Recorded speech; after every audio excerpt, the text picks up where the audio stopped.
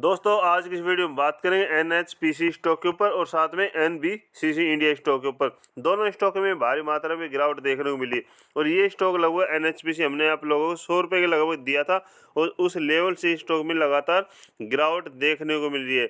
और साथ में एनबीसीसी स्टॉक भी लगभग 140-42 के समथिंग दिया था, उस लेवल से स्टॉक में लगभग 10% तक की गिरावट देखने को मिली।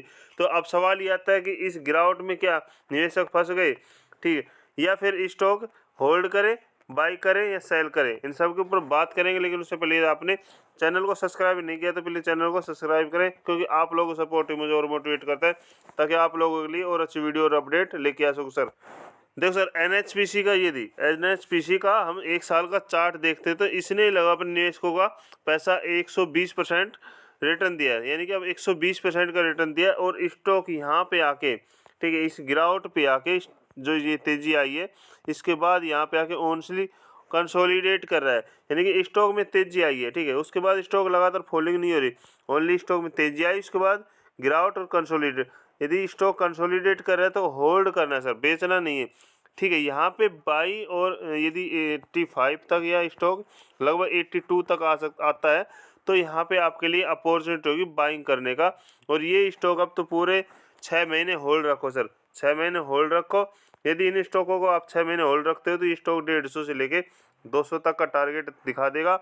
और साथ में यदि पूरे 2024 तक पूरे साल यदि इसको होल्ड रखते हो तो 250 तक का सर तय है। बट अभी इन स्टॉकों में ओनली प्रॉफिट बुकिंग हो रही है, क्योंकि इन स्टॉकों ने पिछले एक साल में अपने निवेशकों का अच्छा रिटर्न दिया है।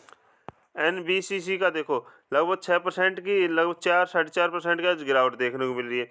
और ये स्टॉक ने लगभग 290% का रिटर्न दिया है अपने निवेशकों को पिछले एक साल में। और इसका चार्ट देख रहे हो, यहाँ पे वही है, स्टॉक में तेजी, अचानक गिरावट और ओनली कंसोलिडेट, ठीक है। यानी कि स्टॉक 1 जून में लगभग 132 रुपये पे आता हुआ दिखाई दिया, तो यहाँ पे लगभग गिरावट और साथ में कंसोलिडेट कर रहा। लेकिन ये स्टॉक मुझे नहीं लगता कि अब कंसोलिडेट करेगा। जिस तरह की बिकवाली और बाजार में प्रेशर है, एफआई ने जिस तरह बड़ी बिकवाली की है, उस लेवल से इस स्टॉक में और गिरावट देखने को मिल रही है। तो ये स्टॉक सर 122 रुपये से 125 रुपये तक आ सकता है सर।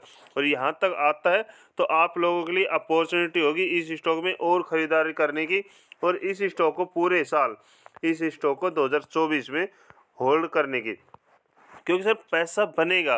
बट अब समय आ गया ओनली आपको पेशेंस दिखाने का, आपको धैर्य दिखाने का। कुछ स्टॉक आएंगे, हम आप लोगों को टेलीग्राम पे प्रोवाइड करा देंगे, ठीक है, शॉर्ट टर्म के लिए, क्योंकि अब जो समय है ओनली प्रॉफिट बुकिंग का चल रहा है। और ओनली आपको पेशेंस रखना है। जहाँ पे आपको लॉस हो रहा है, जहाँ पे आपको लोगों को लॉस हो रहा है, वहाँ पे आपको सेल नहीं करनी क्वांटिटी, ओनली आपको वहाँ पे होल्ड ही रखना है। यदि गिरावट और होती है तो वहाँ पे कुछ क्वांटिटी और बाइंग की जा सकती है सर।